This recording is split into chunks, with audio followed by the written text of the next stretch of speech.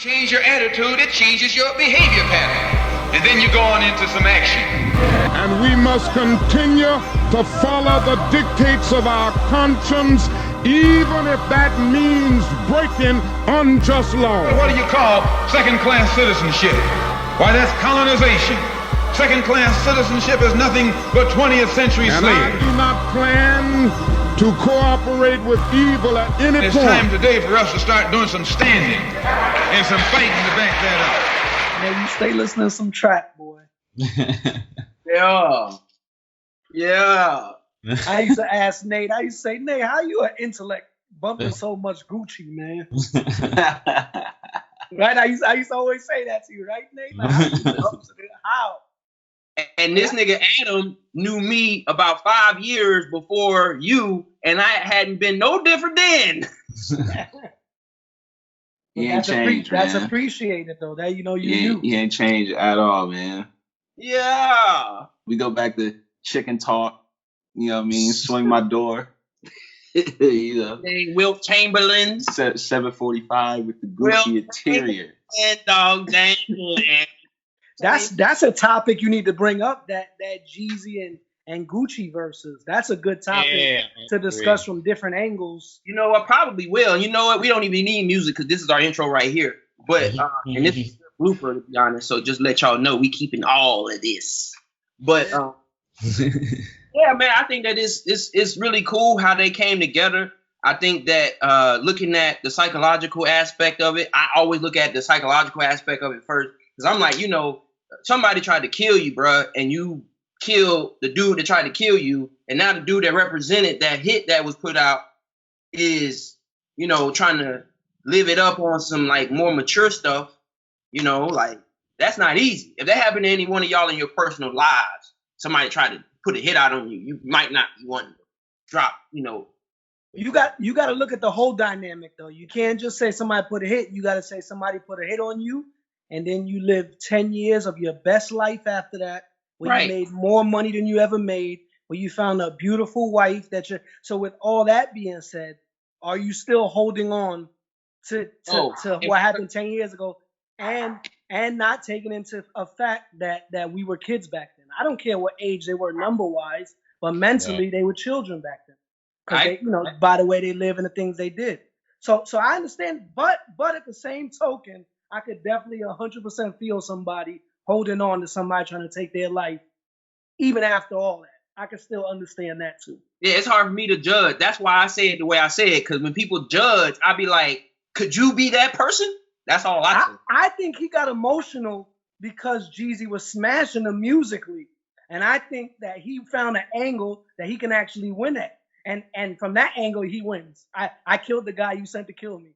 There's no more real than that. This is my thing. Gucci and Jeezy, first of all, they represent kind of like a passing, it's a transition in terms of like Atlanta music from a hip hop perspective, because like the earliest Atlanta artists that we all grew up with is like Outkast, Goody Mob. And then once you get past them, you get to like a T.I. and a Ludacris.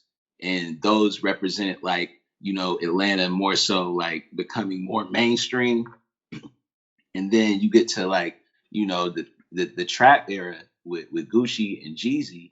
And there's a whole, I would say like the early years of Gucci and Jeezy are more, you can find more DNA in today's music and what's popular today from those early Gucci and Jeezy records than anything that, Outkast or T.I. or Ludacris ever did. You know what I mean? And that's not to take away from them, but it's just to show the impact and the influence that they had on the current generation of music.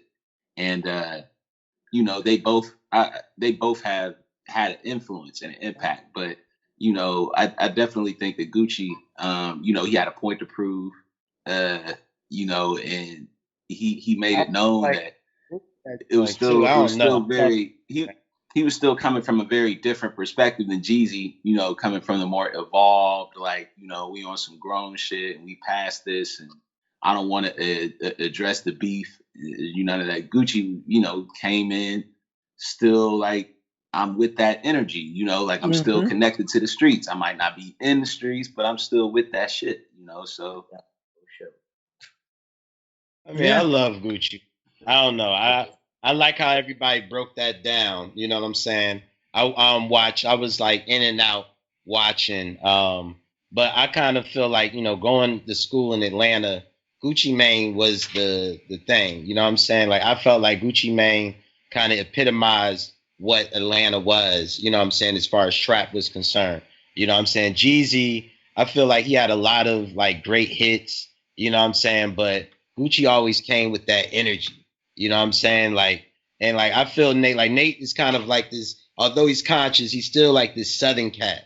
You know what I'm saying? And like, you know, you grew up in the hood too, you know what I'm saying? So like he's seen a few things, you know what I mean? And so like you can't get away from that, you know what I mean?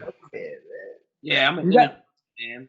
And the funny thing about energy is the conversation that we had just became the word on the street because that's like a current event. You know what I'm saying? So I think that we're going to move the Chicago topic to another episode because this naturally became the word on the street, to be honest. And I like natural things. You know what I'm saying? Well, it's all connected though, because I mean, you know, there's a lot of ways that you can connect. You know what happened between Gucci and Jeezy to you know, what's going on in Chicago or really just everywhere. You know, like I saw somebody on Joe Budden, I can't remember which one of them it was, said the streets are hungrier than ever right now.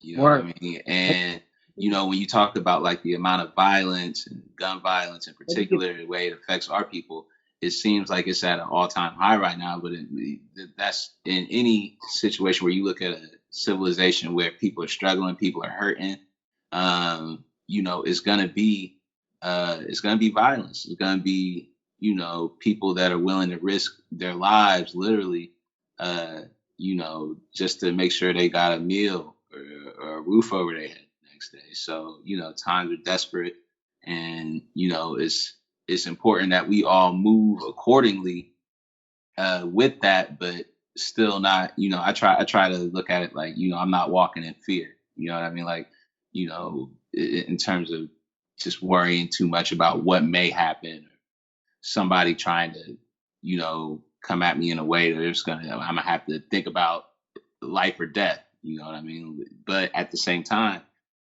that's just the times that we living in right now. A lot of us, like, you know, have kind of grew up in that. Like I come from New Jersey, you know, that's not Chicago, you know, but Brick City, Newark, New Jersey, you know, Prince Street projects, you know, and when I grew up, there were like no gangs, like, you know, Bloods and Crips and stuff like that, you know, in our neighborhood.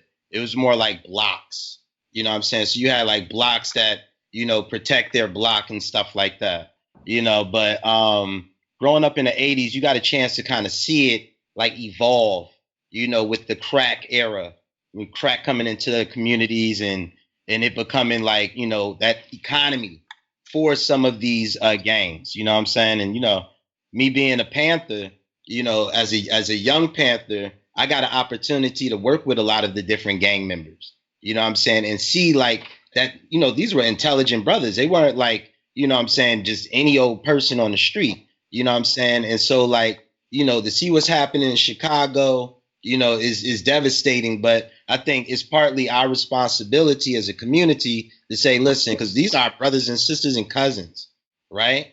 So these are folks that we need to like have conversations with, you know what I'm saying? And so like as a community organizer, you can't have fear when it comes to taking care of your community. Yeah. And I mean, you know, like for me, I'm so connected to, like I said, I'm in New York right now. I just got here today, and I'm sitting next to my brother who's actually, you know, gang affiliate. He's in the gang, so that's how close to home it is for me. And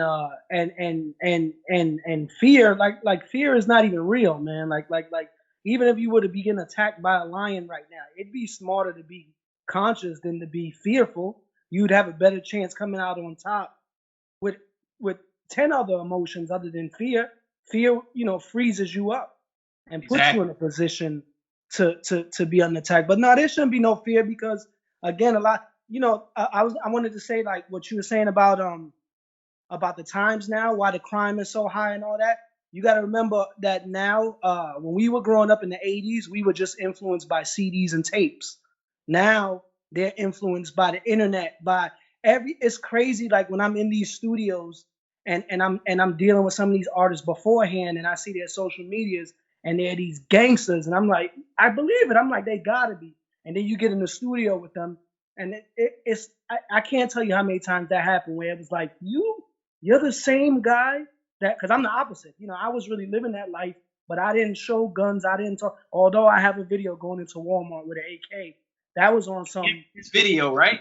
Yeah, the infamous video. But that was young, and that there was no clout. There was none of that. We just did that because we were bored and high, and you know, figured we'd get away with it just like we did.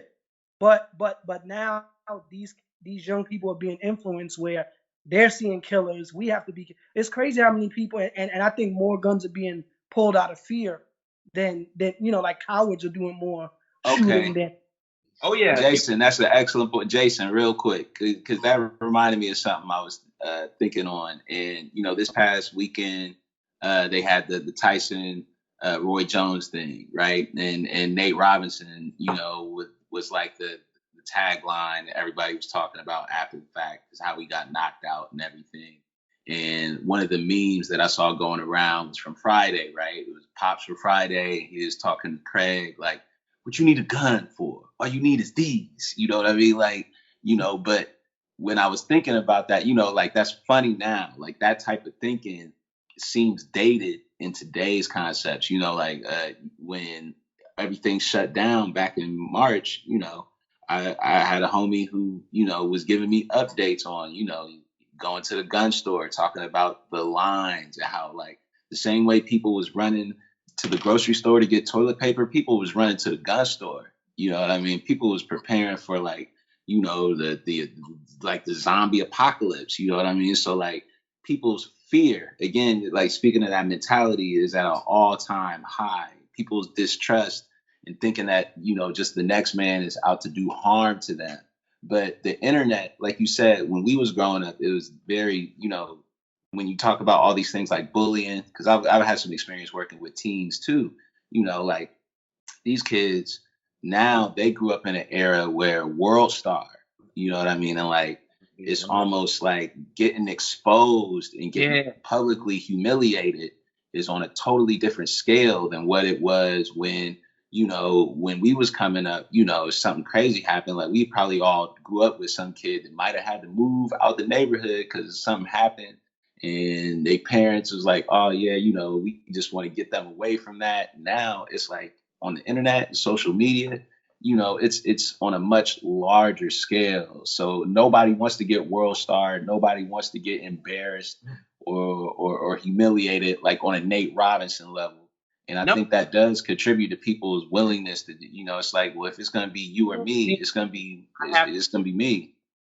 Being named Nate, I have to say that being embarrassed, the one thing about being embarrassed is you never know when you're going to have something happen, but you never want to look at it like, when you go through something that embarrasses you, like, oh, I'm special and nobody else would go through that. Because anybody can go through the things that we go through in life. Like, you know, anybody boxer can get knocked out. If you're a boxer, you got to be willing to get in there and get knocked out. Like, play basketball, you can get dunked on. Even though I can say things like, if you can say I never got dunked on, cool, but you can also say you probably didn't play long enough. You know what I'm saying? But, you know, shout out to everybody who tried and failed, but at the same time, you know what I'm saying?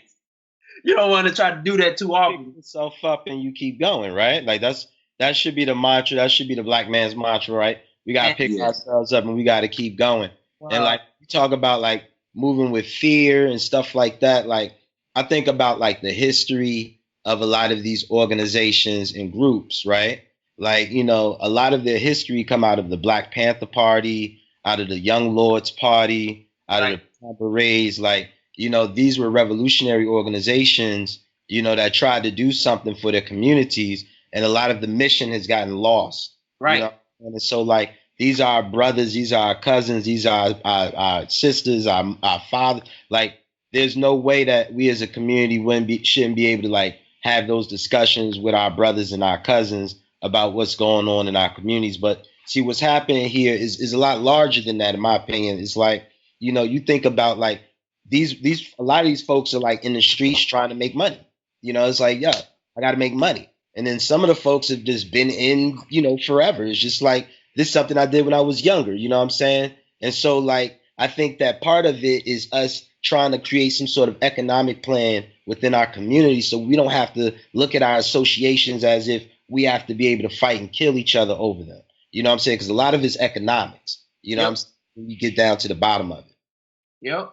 And that's one of the reasons why I think about, like, as I go into the soapbox of the day, I think about how the way that our country is knit is very fragile based on the belief. Like, you got to have a shared common belief in order to have a community. Like, moving out here to Oakland, one of the first things that I saw was like the most important currency that I found in Oakland was loyalty.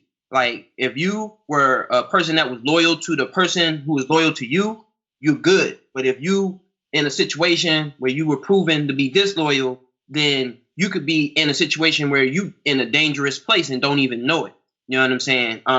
So if you ever get considered to be disloyal, like that's the whole concept about this, you know, snitches and people, you know, doing stuff against other people, you know, and when people have to rub up against each other and they willing to do dirt, they become shiesty. If you around somebody that becomes shiesty, next thing you know, you after him and y'all family. Like, one of the things that I really hate about things that happen in inner cities is it be one person family that's dealing with another person family, and the generation before that, those two families could have been friends. You know what I'm saying? And then like now you get violence between two people and they be like, oh, that's your uncle or that's your cousin. You know what I'm saying? And those type of things really hurt, because then you get into the concept of betrayal. You get in so many other things, and it's hard to unravel that stuff because people take that kind of stuff personally. Like, if somebody harms somebody in your family, it's hard to relieve that because that's somebody you love and that's somebody that you're never going to be able to kind of, you know, forget. And so, you know, sometimes it's not easy to relinquish those things. So we got to start learning. If we're going to start learning how to, you know, forgive, like what Jason said with the Gucci, you know, 10 years later, he got to a point where he lived a better life. If that's what we strive for, we're going to have to decide at some point, are we going to look at the past for what it was, or are we going to look at what we got in our current for what it is? And, you know what I'm saying, having a better future is what we all looking for. You know what I mean? Right.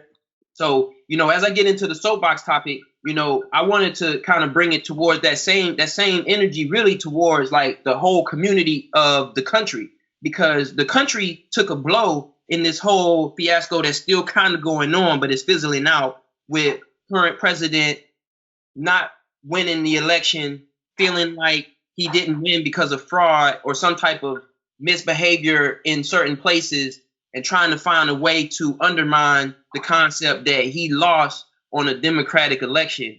And I know a lot of people who don't even vote. I know a lot of people who do vote. And so when I look at this country, the way that it's made up, it's very difficult for me to imagine what's going to happen in the future if you got a person who can come out and say, even though we did the election process, oh, that election was fake. You know what I'm saying? Like, what's going to happen in the future when you got people who out here saying, I actually voted, I contributed my vote, I did all that I could do. You know what I'm saying? And so my question that I want to pose to the group is, do you think that democracy has taken a blow as a result of this, you know, rumor of fraud that's been taking place? Is the country going to feel this? I think history's repeating itself. We already did this fake election stuff with the Bush in Florida years ago. Like, we already did this. So you know, as far as democracy taking the blow, I think they're all illusion. Republicans an illusion, democracy's an illusion. I think, but I mean, you're asking about as far as people taking it and how they'll receive it. As far as a hit on democracy, I think people know the system's flawed already.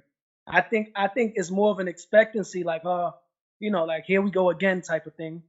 And this is cool to actually talk about this type of stuff, because I don't watch any of it. So a lot of the stuff you guys will be informing me of stuff. Like, I don't know. Like, as a matter of fact, I found out, I have a friend that's a Trump supporter, and he was basically like, you know, saying all these things to defend him. And I said, I don't have an approach on either. I don't believe any of them. So it's all words upon deaf. You talking upon deaf ears. I don't believe any of them. I haven't met a politician, like I show me a conscious politician. Then we going somewhere. Like that'll be the first step. Show me anything else, I'm not interested. I don't want to see the best businessman. I don't want to see the best war general. A conscious leader, and then I'll be interested in what they say next. First of all, if the politician ain't talking about reparations, I don't even want to hear what they talking about. You know what I'm saying? Straight up with that. But like Donald Trump, you know what I'm saying? He's laughable. Like this guy is a clown. You know what I mean? Like when you see this guy, he did a Facebook Live.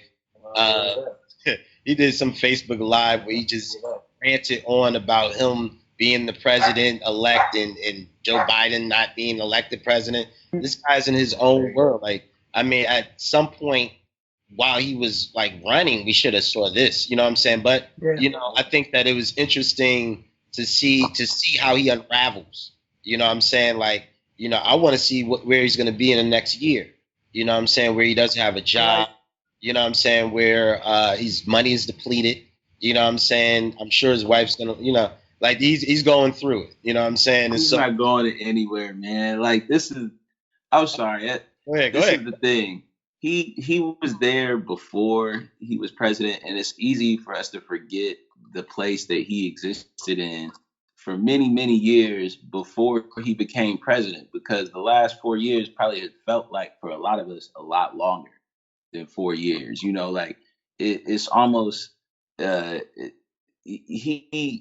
think his legacy as president, if you want to like attach something to him as far as like what he defined and the way he made us rethink being president, was because even when Obama came in, like that was a paradigm shift. First Black president, first president in a long time since Kennedy to be elected so young.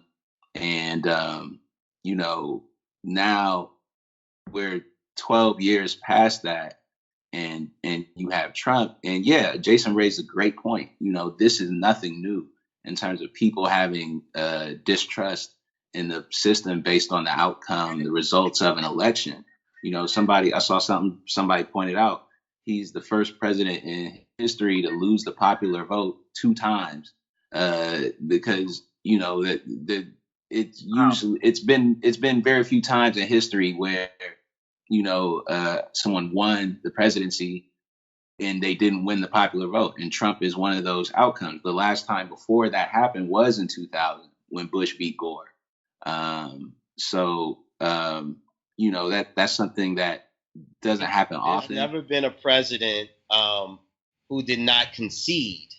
You know what I'm saying? The presidency after the other person won, after the other candidate won. It's almost like the exact opposite. So, people on the left, on the liberal side in 2000 were very disillusioned. That was the first election that I was eligible to vote in. We were all about the same age, like 2000, I turned 18. So, there's a lot of people our age that grew up not voting, or maybe this year they voted for the first time because of the outcome of that election. And realizing that, just because more people voted for this person doesn't mean they win the whole electoral college system. So, it's just ironic that in 2020, 20 years after that, it went the other way. Now you have people on the right that are like, oh, yeah, this is a fraud. This system is rigged. That's what everybody on the other side was saying 20 years ago. That's what's got me laughing, because I look at it like we're in a situation where we really shouldn't be using anything that divides us. Like, that's my politic in general. So it's kind of funny that you got people who are like sore losers. Like, I wish that you could do this in sports. Like, like imagine, like this would be the equivalent of being like a year into the next season or something, and you're still talking about the game that you like, when the New Orleans Saints lost that game that they were in the playoffs or something, and they tripping about it because of the referee call. It's like, you're gonna have to get over it. History is already done. The story is told. The more time you're spending on like what you think in your reality, that's almost schizophrenia in a way, because like you want a reality to exist that doesn't exist, and you're trying to force that reality on other people, and that's not. But he's also bringing other people along with him. You know what I'm saying? I mean, like, there's still people who have Trump and Pence signs on their yard. You know what I'm saying? Like, he is not conceded yet. You know? Oh, they're mad. They're gonna be mad. But you know what the funniest thing? Like, I've heard it become cool to say like, oh yeah, I didn't vote, or I just laugh. With these people, arguing about this. Like, I laugh at people that get emotional about politics or whatever. It's just all entertaining to me. The most entertaining thing to me is like in Georgia. We all lived in Georgia at one point. We all are familiar with like the politics there. And just, today they announced that for the third time they recounted the votes and Biden still won. Georgia, 20 years ago, my first year living in Georgia, that was when the governor, Sonny Perdue, came in. You know what I mean? He won governor based on the idea that he was going to change the state flag back to have the Confederate flag in it. They had just got rid of the Confederate flag and the Georgia state flag, and he was going to change it back. So Trump, being, obvious white supremacist, the fact it's got to make him sick that Georgia, went blue, that one of the states that he thought he had in his back pocket would be the reason that he didn't win presidency. You know what I mean? That just had me chuckling on the inside, because I know, Georgia, outside of Atlanta, Georgia is very red, very red. You know what I mean? Like, is Republican as fuck. So, I think what Shaka said about, like, we know he, bottom line is that, like you said, they should have got him out of there earlier. But that's what lets me know it's all rigged. That's what makes me laugh at the system. If most people are wise enough to know he's not equipped to. I don't watch the news. I don't watch the elections. But every time I hear him speak, I think I'm listening to a child. Like, right. The way it's like an emotional kid. And I'm not judging him. I don't know nothing about him. I don't know his policies or nothing. I just see a kid as a president, and I change the channel. Like, come on, this is entertainment. And whoever's in control of this is using him. Not just his politics. You know what I'm saying? Yeah, they use, but I can see that they're using him for this reason, to distract us, to keep us talking about him, to keep us separated. It's a figurehead.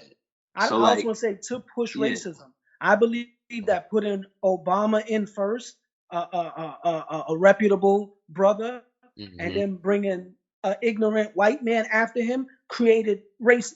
Like they say, it just exposed it. I think they recreated it, because I seen people getting more comfortable with black and white. And I know what I seen in life coming up to this point with living in the South and living in the North. I seen people really starting to get over that. And they brought it all back within the last 8 years. Let us know that, like, we're not that far removed from, and I talk about this a lot because, like, my parents are older. They grew up in the Jim Crow South. You know what I mean?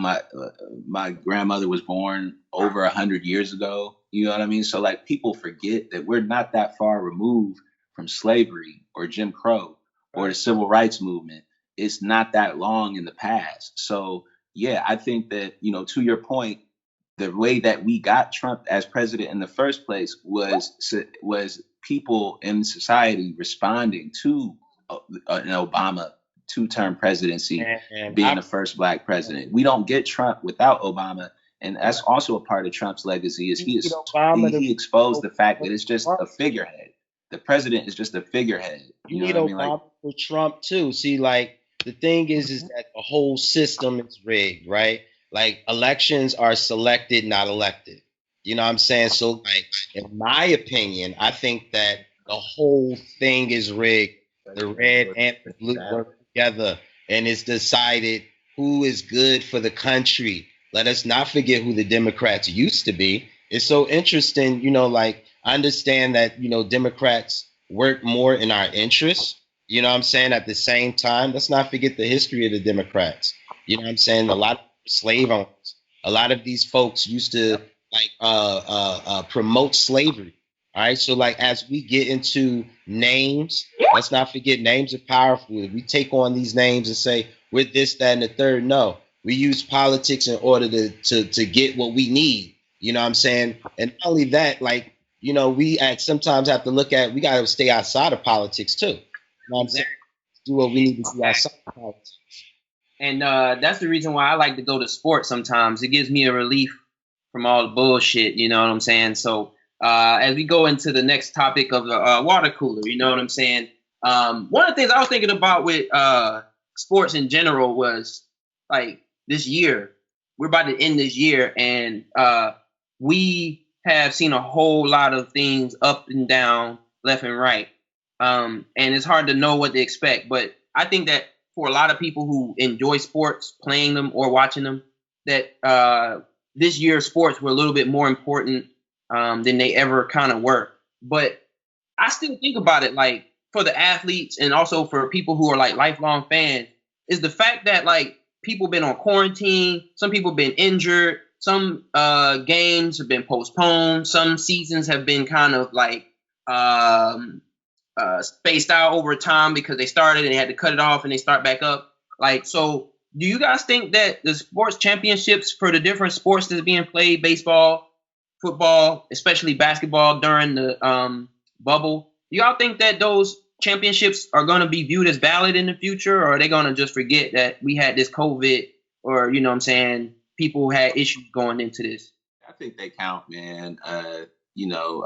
Especially in the sense that when you look at it, when you're competing for a championship, every athlete, professional athlete, their aspiration is to, of course, be well compensated, but also to compete for championships, So if, you're going to say that the reason to put an asterisk next to it would be if there was some unfair advantage, that champion had that wasn't afforded to a similar team from the past that didn't have that. And the reason I would say to not put that asterisk is because all of the teams that they competed against and won against also had those same disadvantages.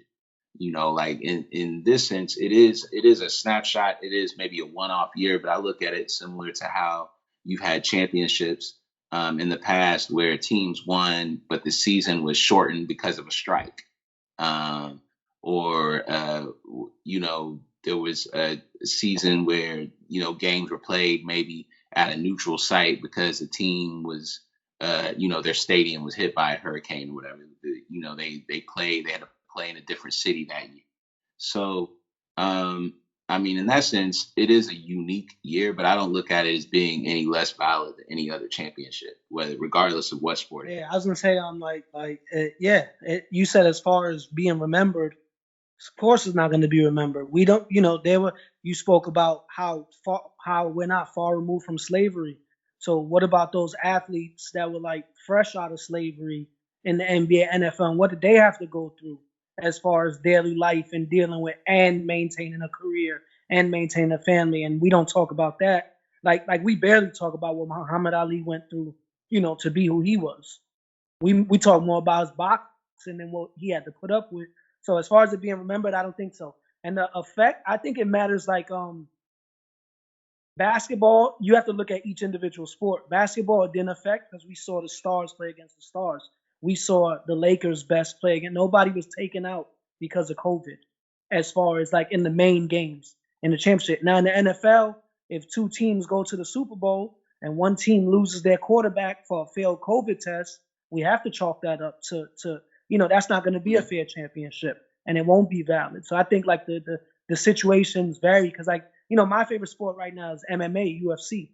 And, if a champion has to pull out and somebody gets his belt because of COVID, but it hasn't been like that. It's been the best versus the best.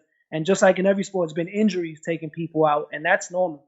That's so as far as sports go up until this point, I think it has to be respected, just like Nick said, it has to be taken as the same. And we'll see as far as how the next sports are affected because we're still living through this. Are they getting paid? One, right? Is everybody getting paid still? You know what I'm saying? If everybody's getting paid, then we're good. You know what I'm saying? So if you have to, I don't think it should count at all, in my opinion. I don't think it should count because one, if somebody does get COVID, like the brother said, like Jason said, how are we going to move it? Thank goodness it didn't happen, but what if it does, right? So then should we not count that? You know what I'm saying? It becomes kind of sticky. If LeBron had caught COVID and he couldn't play, people would not call the championship legit because they would say, oh, the reason why so-and-so won was because so-and-so caught COVID. You know what I'm saying? I mean, there's degrees to that. I think that's something where now, in today's climate where people debate about whether champions are valid based on a lot of different factors. But, we just saw, a year ago, the Toronto Raptors won the championship against the Warriors, but the Warriors was ravaged by injury. KD didn't play. Clay got hurt. They weren't 100%. So even without a pandemic being a factor, there's been championships. Michael Jordan left for 2 years, and the Rockets won 2 championships back to back. Jordan didn't play in one of those years, and the other year he had just come back. They got eliminated, but he didn't play the whole season.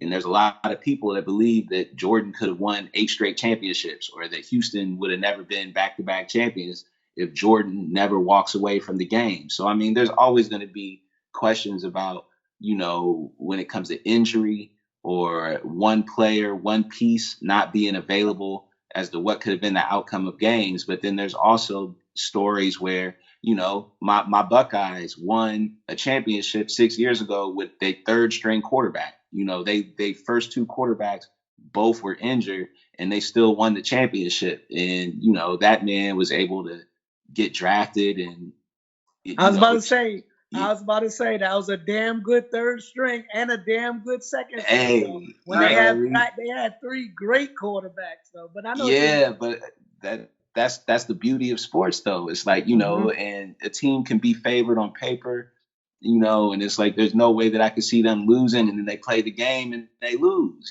So I mean, in terms of just questioning the validity of a championship based on whether or not there's a pandemic or not, I think you could do that with a lot of different eras, outside of the pandemic. Just like I said, whether it be injury or somebody changing teams, coaching change, whatever, I just looked at it like, such a wide sweeping thing that affects everybody, but at the same time, I'm glad that everybody was able to effectively go into what they expected to, whether they got sick or not. They got paid. They signed up for it. They got out there. They had a chance to compete. Whether they won or they lost, they were able to do that. So, shout out to all of the athletes out there that did go play. Shout out to all the athletes that said, my kids matter more, my family matters more, and they decided to not engage in sports. Man, get out of here. They're getting paid millions of dollars to play a sport. Y'all better get out there and do it. Give me $1 million. I'll play basketball every day of my life till I die if you pay me. Get out of here. Facts. Now, I get what you're saying, Nate, but no way. They're not. Let's not make it like they're doing something. So it's people doing real stuff out here during this pandemic that's worth playing sport. We appreciate it, but come on, man. You support the money they make. Get your ass out there and play that game, man. I'm pretty on that because at the end of the day, like really, you got to imagine like the decision that I would make. Like I know I would look at it like that, but at the same time, like what if I was already set? Like right. the player that's in his first contract is like hungry. That's the same with anything though. And then the player that's in his 10th season looking at retiring after 2 years is like, I'm probably not gonna do much if I'm on a team that's not winning and I'm already like on my way out. I already had my big contract. I mean, what? Like, a lot of these decisions when it comes to whether or not teams are going to play a season or not play a season is driven by money. You know, like when games get postponed, the advertising dollars, the TV networks stand to lose because companies paid millions of dollars to have advertising. And then like the biggest example to me is if you look at college football, you know what I mean? Like these cats are not paid, you know what I mean? And they're out there. And it's not a coincidence to me that when at the beginning of the season they announced which schools were playing and which teams were canceling. If you look at all of the teams that were canceling the season, like, oh, we're not going to play. Who was it? It was like the Ivy League. It was like the Big Ten. It was schools that are academically sound where these kids that are playing on these football teams, they're not really thinking about, I'm trying to go to the NFL. You know what I mean? Like, they're thinking those are going to be doctors and lawyers and politicians, you know what I mean? But they're playing, Division I college sports. The SEC, they got right back out there, you know what I mean? Then you had cats like in the Big Ten, Ohio State, like the quarterback, they had already announced they was canceling the season. but he's got the chance to be a top 5 draft pick. He's like, no, I want to play. You know what I mean? And knowing that on any one play, he could have a career-ending injury and maybe not even be able to walk again. But it's like just the amount of risk involved in getting to that level where you have a chance to be a millionaire overnight and change. You know, that's generational wealth. You know what I mean? So I don't think it's a coincidence that the schools that was the most willing to get back out there and play are the money schools with the kids that are trying to go to the NFL. You know what I mean? Like, health is the most important thing, you know what I'm saying? And even though people are trying to get this money, you know, it's like you got to always consider your health is the thing that's most important, you know what I'm saying? And so, like, as you get into the food for thought, like, as we think about, like, how Black men and women have been going through so much, like, when they go through medical procedures, like, they go to the hospital, like, if you ever had something happen, and there's so many statistics out there that state that, you know, men and women who go to the hospital or go to, you know, get hospice care who are people of color stand to suffer a lot more, sometimes death and sometimes, you know, adverse situations and side effects. So with that considered, like, we, you know, Africans, Black people have lived on the planet for so long, and we didn't have hospitals and doctors and stuff like that. A lot of times it was like a natural science to how we stay healthy, and people knew their bodies. They individually knew how to keep themselves healthy. And we living in America have a diet and a lifestyle that kind of doesn't give you that culture and education on how to be healthy. So, like, are we missing out by living in American culture that doesn't give us like a cultural education on health and makes us depend on doctors and hospitals? I think that we have the freedom to do that ourselves, right? And it's kind of like our obligation to be able to pass that down to our children and use it for ourselves. Like, if we're talking about like natural medicine, like if you're African American, you know, like if you're from the South, your grandma, your auntie, they got natural medicines that they've been using for years. You know what I'm saying? Some of that stuff we don't know because we didn't like, you know, take that from our elders, you know. And, you know, the 80s was a crazy time, you know what I'm saying? So, like, you know, a lot of that information wasn't passed down to us, you know, but I think it's important for us to like tap back into that energy. You know what I'm saying? Like, what type of roots, what type of like herbs that we can use to help heal ourselves and our children if we get sick. You know what I'm saying? Yeah, and like you said, Nate, does it affect our culture? Of course it does, because we went through a pandemic and not once did anybody on any news or anything talk about what to do to boost your immune system. Right. I mean, that's a perfect, you know, of how we're suffering. But again, it is our responsibility. And people like, you know, I know, like I've been saying, everybody, I was on my health before the pandemic, so it's not nothing new. You know, the stuff that we know to take, but nonetheless, it is affecting most people because people are doing what the news tells them to do and what people saying. All they care about is that mask and hand sanitizer. And come on, we know better than that. You know, that's not enough. And it needs to be a holistic health approach because we're the essential workers and we're the ones that have all these diseases that are connected to, like COVID will connect to them and make them worse or make us, you know, make our health worse. And so, like, we have to try to look at our bodies and what we eat, you know, the exercise and all of that stuff, you know what I'm saying, if we're trying to, like, become a healthier group of people, you know, or live the way our ancestors used to live, you know? Yeah, I think one of the things that, one of the lessons that I've personally taken from this is just the importance. It just reminded me, not that I wasn't aware of it before, but it just kind of refocused me on, you know, preventative health and, Right. you know, a holistic approach to where you're not treating some illness or ailment, but, you know, you're living in a way that to where you're not going to put yourself at risk to become someone that, you know, suffers from whatever it is, whether it be high blood pressure or blood sugar, diabetes, all of these different things that adversely affect our people. So, but, you know, it's a class thing as well. And, you know, one of the things that I think this, you know, pandemic has shown is that certain people have been able to kind of insulate themselves from being affected. You know, a lot of our people live in communities where there are food deserts. You know, access to quality produce and things like that, you know, might not be readily available. So, you know, it's a decision of whether, you know, I'm gonna go to this little fast food joint right down the street that's close, versus going 15 miles out to the suburbs to get, some healthier food choices. And it's a matter of exposure as well. You know, some of the things that we pass down generation to generation in our community aren't good, you know, and we cling to those things because that's just what we do to get by, but they're not necessarily healthy. And it's not thinking long term in terms of, you know, you have to educate from an early age. Our children really are who we're supposed to be passing that information to, so that it's not like they get to the point where you have to be considering bypass surgery or, you know, addressing it after the fact. Because you got people like Dr. Sebi who says that you can heal everything through diet. You got other people, not just Dr. Sebi, but he's a very good reference because sometimes people would look at him like he was crazy, but he's the type of person who would look at a disease and look at it from a different angle than what most modern science, medical doctors, how they look at it.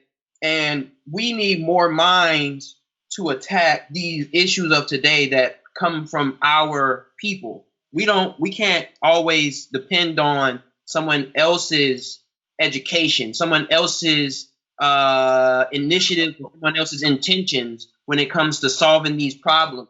And so, you know, when it comes to health, when we are having a diabetes issue, high blood pressure issue, and in a way, we as a race gonna have to find the answer to it. We can't really depend on the medical journals, the medical scientists and stuff who are really, in a way, feeding you the same industries that's giving you the things that's causing you your problems. They support industries like the milk. I think it starts with our mind, right? Because we're the ones that make these decisions. I'm not the one to say that all Western medicine is bad. I think that you need a little bit of both. You know what I'm saying? Like, as you're using like your Western medicine, you also need to look into more homeopathic or alternative or African medicine. I see people or see different people who go to African priests, you know, for different ailments, and you get certain medicines that come along with your divination and things like that. They also have it in Kemetic philosophy as well. You know what I'm saying? I think that it goes back to slavery, right? When I said something, I said we lost our juju, right? And what I meant by that is like we lost our connection to the earth, like that ability. Like our great grandparents had the ability to, like, our grandmother can go open the door and put a big foot out and tell whether it's about to rain or not. You know what I'm saying? Our great grandmothers can go out and put their hands in the dirt and tell us whether it's time to grow. You know what I'm saying? Whether the soil's good and da-da-da-da-da-da-da, right? We lost a lot of that agricultural sense, right? That connection to the earth, which means we lost our connection to medicines. You know what I'm saying? Like, believe that or not. Spent a lot of time in doctors' offices and hospitals, especially since my son was born. And even doctors know they don't have the answers. That's the reason why they call it a practice. And if you're going to look at it like somebody else is going to practice, you may as well practice yourself, because you're the one who lives with your body. You're the one who wakes up and feels that tinge in your foot. You're the one who wakes up and feels that ache in your head or whatever. So, like, learning how to kind of, what did I eat last night? Don't eat that. Test with the situation. You know, you had something, kind of think scientifically, use that scientific approach. Like, I got this one variable. Let me keep that variable be the variable and other things constant and see if I can find out, am I allergic to this item that I'm eating? Or is this a bad environment where I'm going to? And it's the same process that doctors do. So we have no excuse. But we, like a lot of you guys said, have lost that connection to that information. Well, not only that, but I think it's a lifestyle as well, because, and this goes outside of Western medicine, but just like a Western way of thinking. Where we live in a consumer society, right? So a lot of people's approach to eating is, I eat for pleasure, I eat for enjoyment. Whereas, I forget this saying where it's like, they say people from Louisiana, they talk about like the cooking and the food down there, and they say people, outside of Louisiana eat to live, and people down there live to eat. But that's really a mentality that I think a lot of people have just outside of regional, but just in general. Like, a lot of us have been blessed to be afforded a certain lifestyle where we're not really eating for energy or for sustenance. We're just eating because that's what you're supposed to do at that time every day. And it's like, things like portion control, all of those things matter when it comes to, talking about like having a healthy diet and a healthy mental approach towards eating. But I wanted to segue. I wanted to ask y'all, because this is a good time to segue towards how I wanted to know how everybody feels about the vaccine. We've been getting news recently about, a couple different companies that have successfully completed trials towards a vaccine. It looks like that's going to be becoming available within the next several months. Okay. Someone mentioned earlier about, our community and how we look at medicine, and just especially us as Black men, our approach to just going to get a routine physical or going to the dentist for a routine cleaning. Like, our community has a natural distrust of the medical community based on things like the Tuskegee experiment, based on a lot of the things that we've learned were done to slaves in order to advance modern medicine, at the detriment of our people. So, and now a lot of us are fathers and have children, to where, you might be confronted with the prospect of, do I want to have my child given this vaccine just in order to be able to go to school? Yeah. What do y'all think about that? I got something to say about that, right? So I got kids, right? So first of all, I think that I'll catch it on round 3. Okay. So what I meant by that is like, I'll see how it goes. Right. And I'll catch it on round 3. So like the first round that come out, you ain't gonna catch me on that one. Nor will you catch the second round that come out, but you might catch me on round 3. Right. Yeah. So I can see how it goes. Like, I mean, because, I say that, one, because of the situation I'm in. Like, I work from home, right?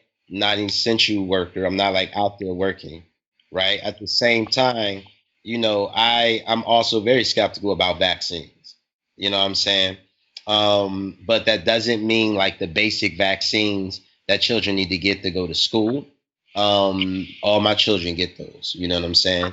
And one, so that the whole community feels safe.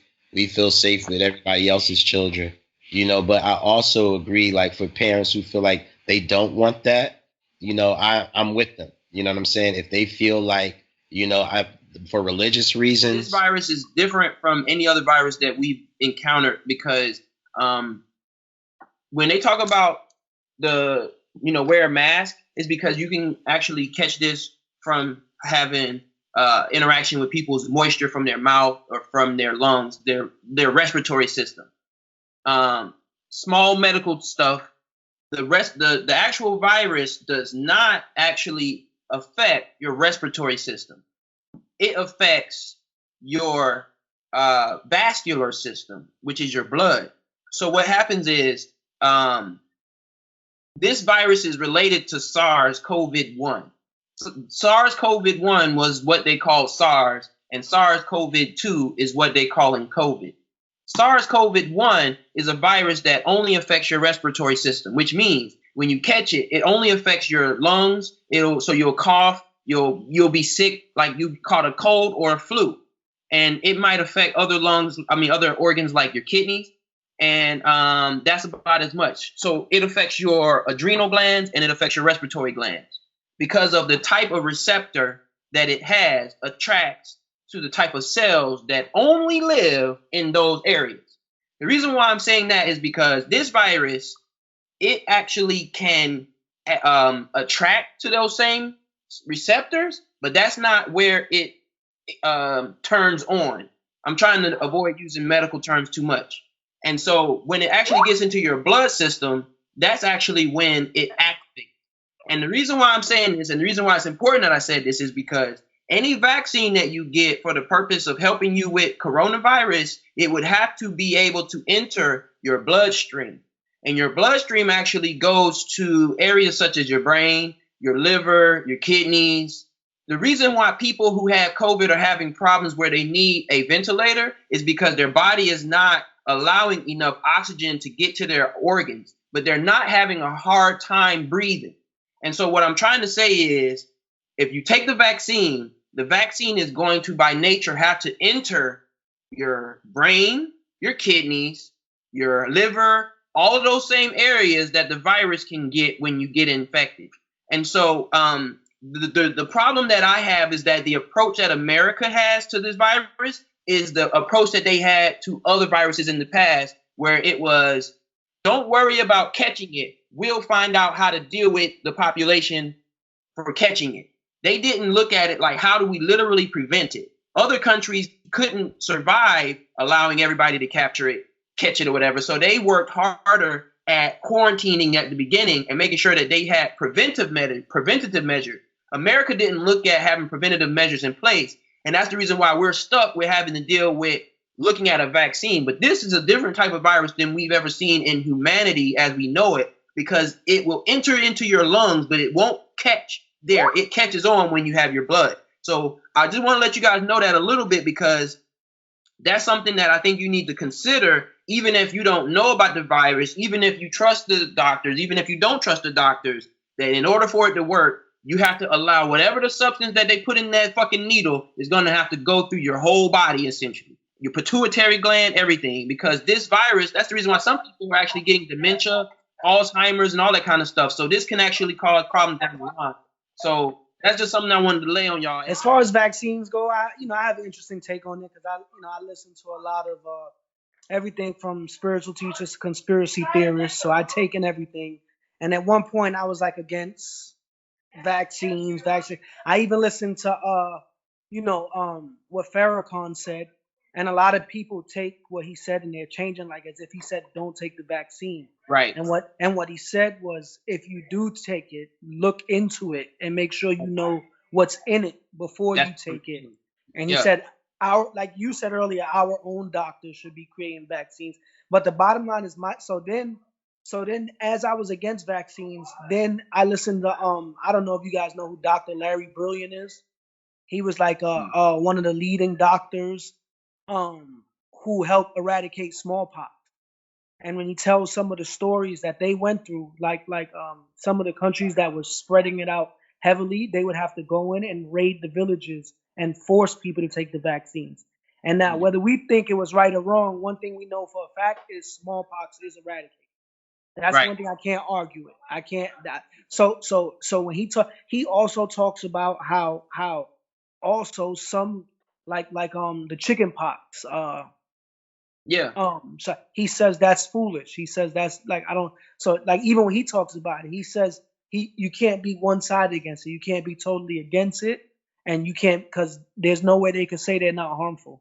He's like, he worked on it, and there's no way he could say it wasn't harmful. But the interesting about his story is why I even validate what he says is he had a guru in India, like a real guru, not a Jesus character, an enlightened being, a guru, the character, not the story, but a person who's finished. And when he spoke to these, the guru basically told him that to go to the UNO. And he didn't, long story short, I'm not going to go through it, but he didn't know what for. And in the end, he ended up being a doctor that helped eradicate smallpox from what this guru who knew nothing about nothing told him to go do. He actually got turned away, like, I think 14 times. And the guru kept saying, go back and go be a UNO doctor. And if you look it up, the story's crazy, but he ended up, so how could I deny, the validity? But everybody, even those vaccines, they took 60 years. They use vaccines that were already being made 60 years before, 80 years previous. So they say that it takes that long. Huh? That's what I want, more time on it. Like, I don't want to take something that they haven't at least seen what the long-term effects are. Like, I don't care about what happens in the next 3 months, year. I want to know over a lifetime, are people going to get where they start? You don't want to have those commercials you looking at TV on Saturday and they be like, did you take the coronavirus vaccine? You might qualify for compensation up to. Absolutely. And I was going to say, even when that guy, Larry Brilliant, he talks about Bill Gates back in those days when Bill Gates, and I was on the side of Bill Gates is corrupt. He's behind the corruption and all this. But this guy talks about Bill Gates getting involved back then when people were really dying at a crazy rate for real from smallpox. And he said he had so much money that he wanted to be an influence on this. So when I hear that side, I kind of might believe that he might believe that vaccines work or they don't, or I don't know. I don't claim to know the minds of these people, but I know that was when he got involved, and they said that he did it out of a place of having so much money and really wanting to help people to stop dying, especially kids, because a lot of kids were dying. So I don't know. Like I said, I don't know. I'd rather not.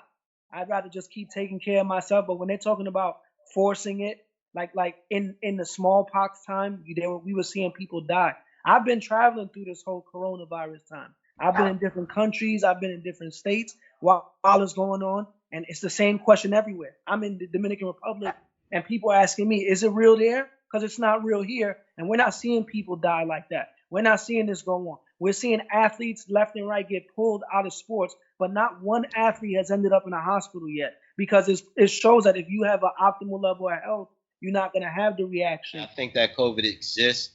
At the same time, I think that if we use proper measures and we do what we're been told to do, we'll be okay.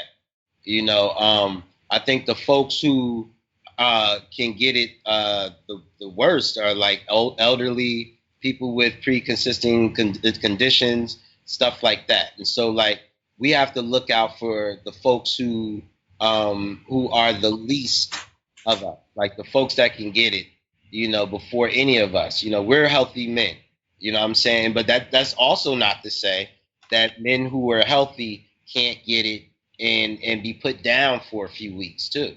You know what I'm saying? So I think that, like Nate was saying before, like, with vaccines, it's interesting because you have to have the disease itself inside of it, although it's like a dead, inactive, whatever, I don't know what you call it, cell or whatever. At the same time, it's there. And they can never guarantee that it is fully 100% like, so like, we have to be careful what vaccines you go for, but the ones that are tested by time, that have been, done over and over again, sure. Like, the long-term side effects, but like Nate was saying, I think that's the thing that is the biggest factor determining, at least for me personally, and I think I got that from what you were saying as well. Like, I'm not about to be the first person to rush to line up to get the vaccine, but at the same time, I think that makes sense, because who should be the first people that would volunteer to get the vaccine? It would be people who are working on the front line, so people in the medical community, people who are elderly, who are more at risk for long-term complications based on getting COVID. And those people should be the first ones with access to it as well. But the other thing that's scary that I just think about it is, I know that Nate mentioned, like, we've seen athletes test positive for COVID. A lot of what we're still learning about the long-term effects of it is kind of frightening. Where you see people having issues mentally. They're not necessarily physically crippling, but mentally handicapping, things like dementia and memory loss. So the long-term effect of people's recovery from COVID we're still learning a lot about that. And as far as where our community falls on just vaccines, I think that it's understandable for most of us to have a natural distrust of vaccines just based on history. If you know anything about our history with the medical community, then you know that when it comes, whether you're talking about Black women and their experience with childbirth, or you know, how you know, men, you know, we're reluctant to go for routine physicals or whatever, things like prostate exams and things like that, just based on the bias that exists when it comes to the medical community and how they treat our people. I mean, it's understandable. I don't believe that it lays down a healthy person. I don't. Yeah, I haven't seen that person yet. Like I yeah, said, not one athlete has been in a hospital yet. One. I don't. Like when you guys say the people that are like most strongly affected by this, that leans me towards this is population control, because the people that are dying and getting taken out by this are, if you were to look at it, the people that don't matter, that we can do without in a society: the sick, the compromised health, the old. So when I hear something like that, it makes me, and I don't want to be the conspiracy theorist, but if it's logical, it's logical. And if those people are the ones dying from it, that makes me think that even more. Because like I said, I haven't seen no athletes in a hospital. I haven't seen them. They don't even look sick, the ones that, and a lot of fighters are coming up with it. So these guys live at an optimal, they have to die a certain way. And I believe the getting hot part, to burn out, a virus can't live at a certain heat. So these yeah. guys are heating up their body to a certain degree every day. So even if they are testing positive, they're getting out at a certain point. And like I said, they're not. And I know people personally who like Nate, you know, Marcel. Yeah. Marcel had it twice. The first time he had it, because he worked security at a hospital. First time he had it, he wasn't working out, he wasn't eating right. He got real sick. Second time he got it, all he did was he lost his smell and his taste. Wow. So and he was taking care of himself the second time around.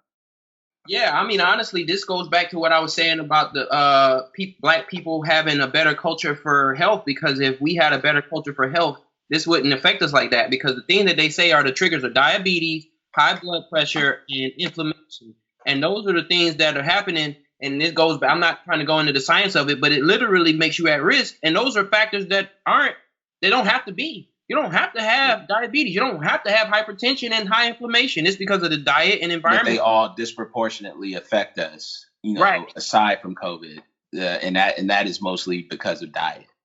Right. So, you know, that's just one thing to think about, man. And so as we grow on, man, before we get out, I want to think about something that a little bit lighter topic, because, you know, me personally, I'm a gamer. And I was thinking about the other day, because now that I got my son, I don't play video games as much. But it's a question that I thought to pose. Do you guys think that video games help pass time, or do you think that it's just like wasting time? Yeah, I'll take that one. So I also have a son. I have two sons. But my oldest son, he's 13. And so, like, you know, he has the PS4, you know what I'm saying? And I'm not really a gamer like that, right? I'm like an old working man or whatever. But I love to play, what's that? GTS? What is it? Not GTA. GTA?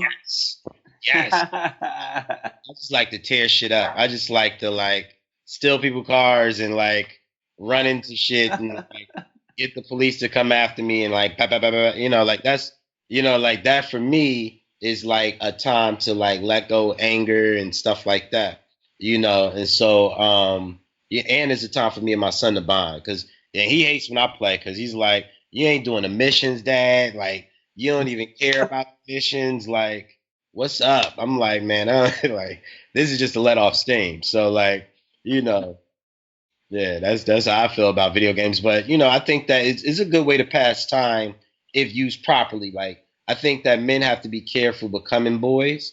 Like if you're the type of man where like all you do is play video games all day and you're not getting paid for that, then that's a problem. You know what I'm saying? If you're in your mama's basement and you play video games all day and you ain't getting paid for it, and your mama ain't living with you, but you living with her, that's a problem. Yeah, I mean, I agree with that 100%. I think we're all at that age where it's like, but video games maybe are an afterthought or something, where I haven't even, I used to be much more of a gamer myself before I became a dad. My daughter's 2 now, so I can't tell you the last time I was really gaming on the regular, but I'll even just get on my little phone app game and play golf on my phone for You know, like I'll get sucked into that occasionally, but I mean, you know, I don't think that I don't look at it necessarily the same way as the question was framed, where it's you know, just like a waste of time or just something as a useful distraction. I think it's a little bit of both. But the one thing I would add to that is, you know, the way our parents looked at it, or the way my parents looked at it was just like, oh yeah, like that's a waste of time. Nothing's gonna come from that. There are cats that are out there making livings, you know, being competitive gamers. You know, that's a whole new frontier. And you know, I think that for people who have the dedication and the time to dedicate towards it, it can be very lucrative. So I wouldn't knock anybody for pursuing that if that's what you want to do. Right. But it's more so even with that, you know, uh, and there's an intellectual side to it. You know, when you dedicate your life to being good at games, especially if it's something involving a team, that's still developing you in a way that would be similar to working in an office environment. If you're learning to, you know, use cooperative team strategy to accomplish a mission or accomplish a goal. And, you know, outside of that, it can be bonding. So, you know, for me, you know, when I was really more into it, it wasn't necessarily about, you know, being a distraction, but it was about, you know, going over my homie's crib and playing 2K for a couple hours, you know, and then that becomes like a competitive thing to where it's like I might get online and start playing against people, you know, because I'm good now, you know, but, you know, I do want the PS5, but it's like I'm not really pressed about it. You know, we'll get to it. We'll get to it eventually.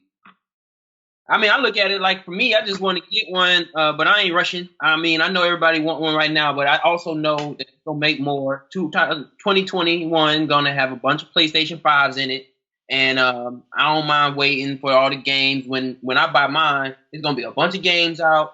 It might have a price drop, it might not, but at least it won't be no problem for me to run in Best Buy, Walmart, Target, whatever to get one. Because like right now, you can't get one. Everybody all hyped. They paying double for them. I'm like, ain't nobody gonna rack on a PlayStation 5, but I gotta get one though, cause one. hey, wait, right. Bro, my son won one. Yeah, like yo, Kwanzaa, Christmas time or whatever. You know what I'm saying? Like, you know, my son won one.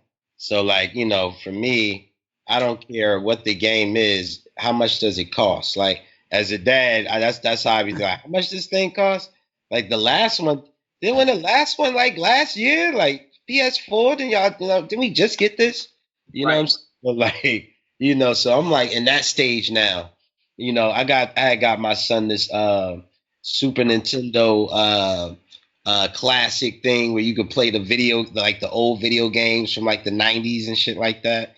I'll play that more than he does. You know what I'm saying? Yeah. Play like the Contra, Super Mario Go-Kart, you know what I mean? Like, that's what I was like, you know, that's what I'm into, you know, Transylvania, you know, Zelda, old school, like, you know, games, you know. Yeah. I mean, that's the reason why I think that video games are cool, because my whole life I've been playing them.